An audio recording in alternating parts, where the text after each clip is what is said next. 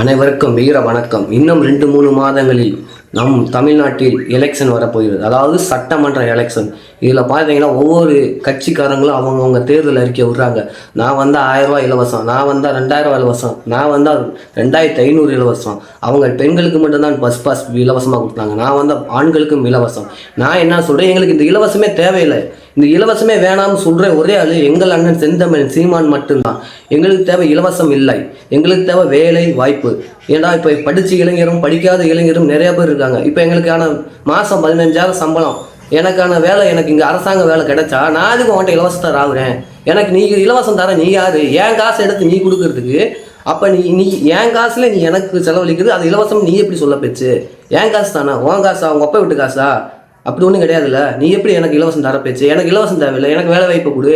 இங்கே சுத்தம் இன்ன வரைக்கும் காடு மலை எல்லாமே அழிச்சிட்டாங்க. இந்த 60 வருஷத்துல எல்லாமே அழிஞ்சிருச்சு. ஆனால் இப்போ இருக்கிறது கொஞ்சம் நஞ்சம். அதாவது 100க்கு ஒரு 30% தான் இப்போ இருக்குது.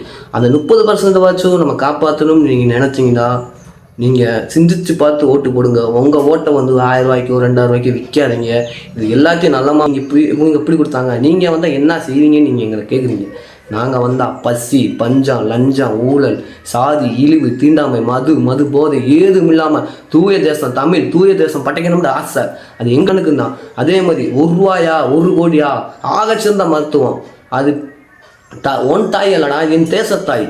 அதே மாதிரி கல்வி, அது 1 ரூபாயாக இருந்தாலும் 1 கோடியாக இருந்தாலும் கல்வி எவன் அமைச்சர் மையம் முதலமைச்சர் மையம் எவனாக இருந்தாலும் அரசாங்க ஸ்கூலில் தான் படிக்கணும். நாம் தமிழ் கட்சி ஆட்சிக்கு வந்தால் அதே கையெழுத்து முற்றிலுமாக டாஸ்மார்க் அடப்போம். நீங்கள் சொல்லுவீங்க டாஸ்மார்க் அடைச்சா தமிழ்நாட்டுக்கு வருமானமே கிடையாதுன்னு. அப்போ மற்ற நீங்கள் எடுத்துக்கங்க, கேரளா, ஆந்திரா, கர்நாடகா, இவங்க ஃபுல்லாக டாஸ்மார்க் வச்சு தான் அவங்க ஸ்டேட்டை வந்து இது பண்ணுறாங்களா?